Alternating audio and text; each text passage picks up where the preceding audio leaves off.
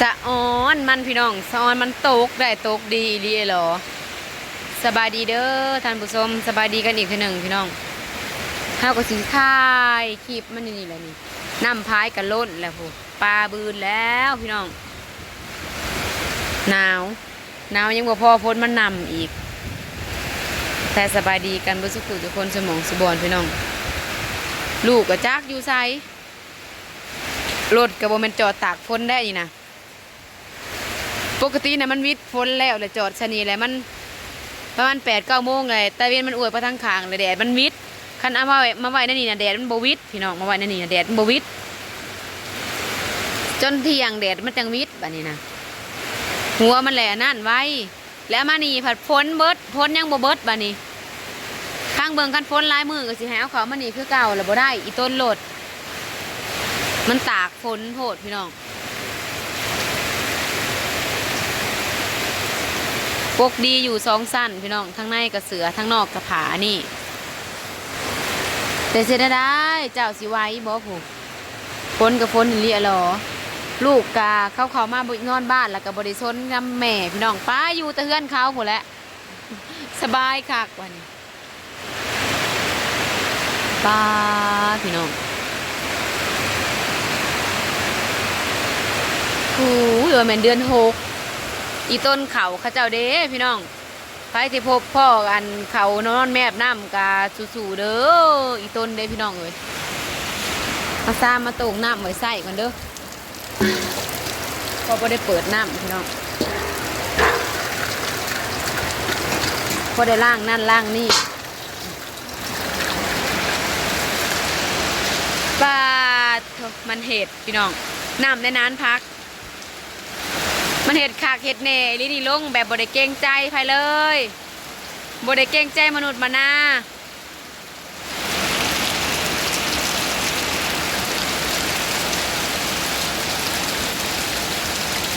ป่าถูก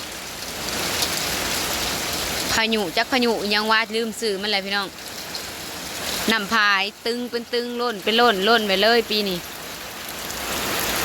เพราะว่าปีสีมาเนี่ยมันเป็น8-2 หนได้พี่น้องฝนมันย้อนมาพี่แหละมันสิการบัดนี้ปีสีมานี่ถ้าเบิ้งจักลูกอยู่ไซบ่จักเลยเทลงมาฝนเทลงมาเครื่องปลูกจังเมนเทได้เทดี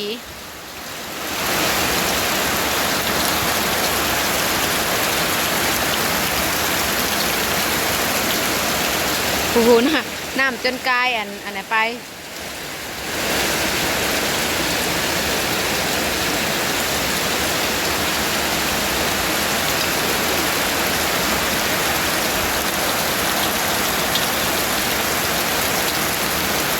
ลูกจะอยู่จังไดอยู่เพื่อนเขาผู้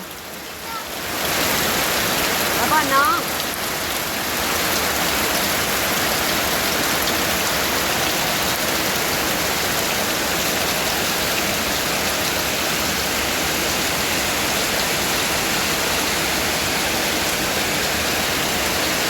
ตาสะออนค่ะพี่น้อง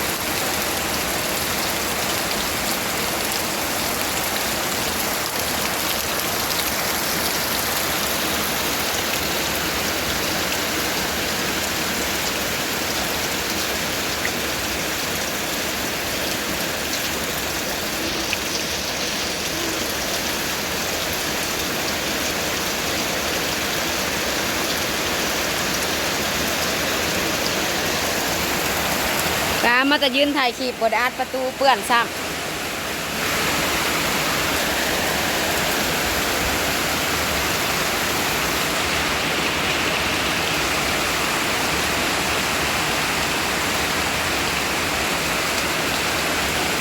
แป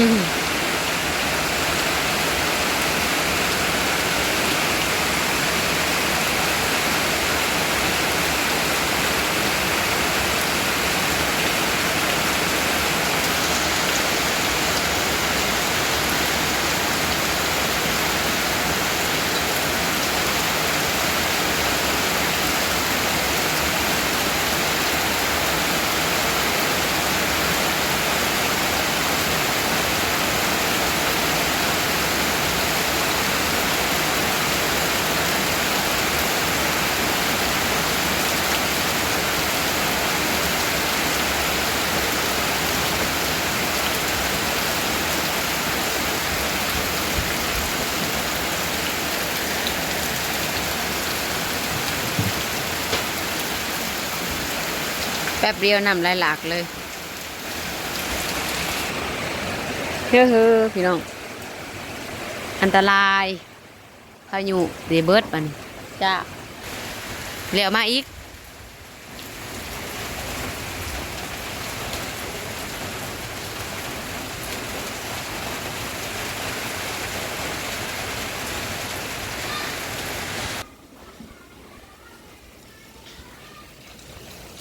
ปลามา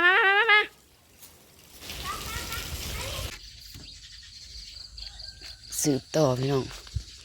ถ่ายคลิปต้นคำบ้านฝนตกน้ำปจบขอกเป็ดย่ายออกมาแต่ในมาอยู่นอกพี่น้องเบิ่งดูเบียร์มักม่วงเป็ดกัดกินตอนดำหน้านี่เบิดเป็น10พี่น้องเบิดเป็น10โต ก็เลยบอกขายมีแต่เอาไว้กินอันนี้ก็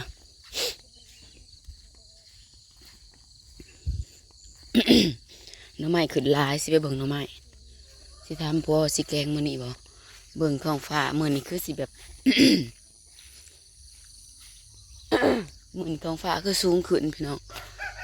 สูงก็บ่แน่ได้บัดฝนอยากตกแล้วมันมืดกุบมาโลดมืดกุบมาแล้วมันก็ตกโลดพี่น้องมันบ่ได้สนน้ำหยังมันบ่มีการเตือนการต่อยอีกถามพวกก่อนพวกสิกินมื้อนี้บ่แกงหน่อไม้ป้าถั่วนำพาย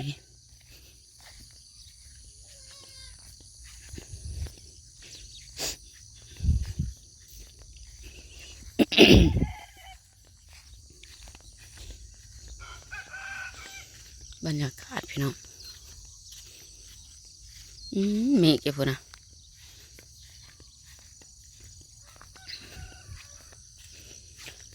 คอยไปฮักมาแล้วนะไม่นะถ้าสิแกงนะทำไมสิแกงมือนี่บ่สิแกงไปแกงมือนี่สิไปฮักมาป่ะพี่น้องป่ะลูกก็ตื่นพี่น้องเสียงแม่อยู่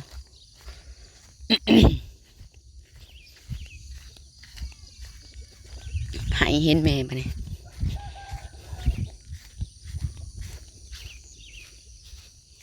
เบิ่งเอาเลยบรรยากาศนะพี่น้องมักบวบสิเบิ่งมักบวบพร้อม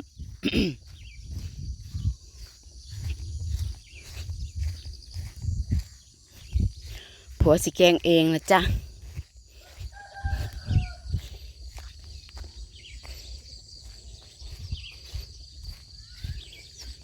นี่เอ้ยเพิ่นไปหาแหละโตไปขี่รถไฟฟ้าป่ะว่าสันทั้งนั้นทั้งไทยซื้อจักรยานไฟฟ้าทั้งนี้ซื้อมารถถีบไฟฟ้าพี่น้องเพราะว่าทั้งนั้นรถทั้งนี้รถถีบทั้งนั้นจักรยานเลยหรือว่ารถไฟฟ้าทั้งนี้นะซื้อแบบนั้นเลยพี่น้อง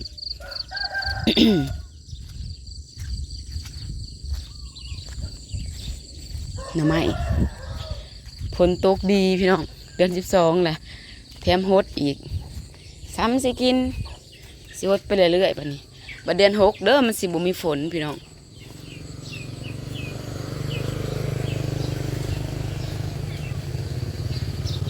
มึงดูมันนั่นเอาใส่มันก็ออกเมื่อไรนี่นะใส่วะไหนวะดีปูรออยู่นะ หลายอยู่ไหนปลอกปลาเล่อยู่ไหนมันขึ้นสูงเลยตัวนั้นนะว่าสิมาทางกับบไดมาพี่น้อง มือผักกระเวียกลาย มือผักกระเวียกลายมือนี่นะสิเฮ็ดเวียกมีเวียกมีงานนะจ๊ะพี่น้องจ๋าแกงกินกับบ่เบิดแกงยำไหนก็กินบ่เบิดพี่น้อง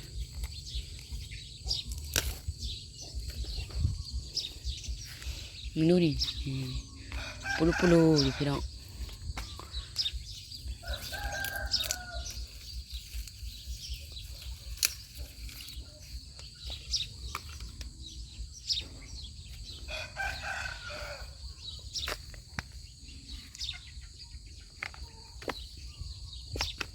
เอาบอกว่าเฮ็ดบดแก่ซ้ำ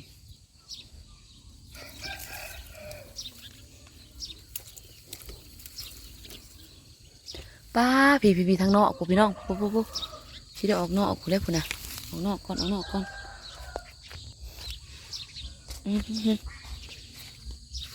กพี่น้อง ลบเองเด้อเลยพี่น้องเด้อลบเองเด้ออวดอาดเลยพี่น้อง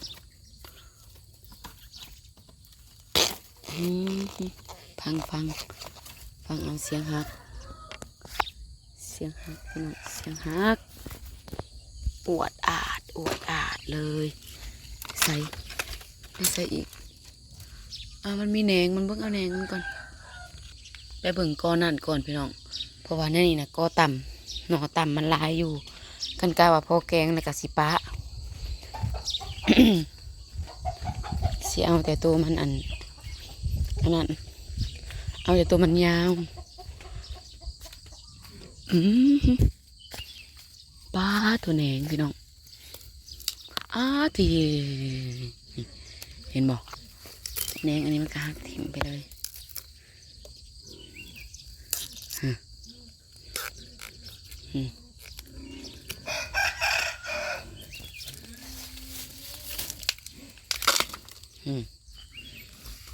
กินปันไดพี่น้องหน่อต่ำมันตัวนี้ก็เอาเลย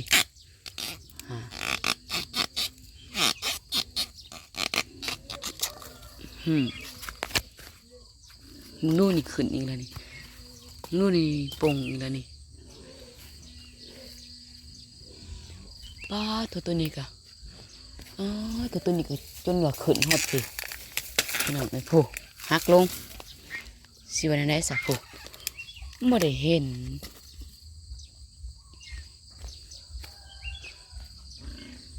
ป้าพี่น้องโอ้ยม่วนเด้นี่นะนี่ป้าตัวหักเอาอีกก่อนโอ้วัดโอ้ยกินเบิดบ่นี่กันเนี่ยหันนกนั่นก็ขึ้นพักลายหนึ่งบ่ทิดหนาแล้วนี่นะมึงดูนี่นะว้ายมึงดูนี่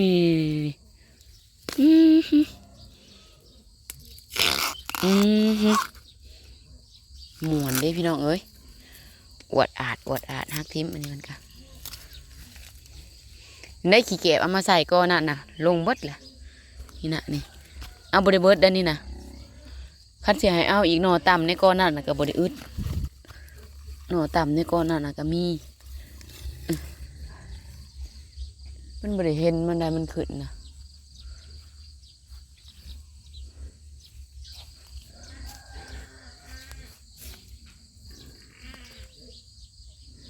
ออกลายได้พี่น้องฝนตกเนี่ยเอาอันนี้ยังมาใส่เนี่ยปกตินี่มันโค่นขึ้นโค่นแล้วนี่นะเห็นบอกคันหาเอามาใส่นะมันก็ออกอีกแถวขางมันนี่มันก็โป่งแหนงออก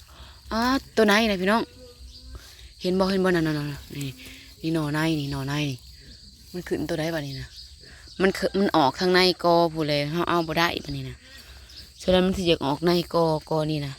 เพราะว่าทางนอกนะมันต้องเอาขี้แกะมาใส่มันคุ้นขึ้นกว่านี้มันหมักออกข้างในกอกลางกอเด้ มันออกกลางกอแล้วเราบ่เห็นแล้วมันขึ้นสูงเขาจังเห็น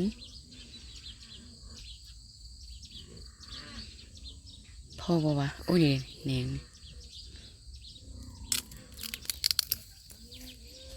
ไปหักเอาอีกพี่น้องหักเอาให้เป็นสุดเลยก้อนนี้คือสิบดแล้วถ้าไหนไปเบิ่งหมกบวบลูกก็ตื่น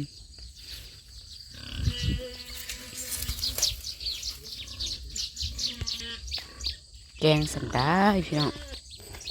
สิแกงสำได้ไปหาหมกบวบกันเด้อพี่น้องเด้อ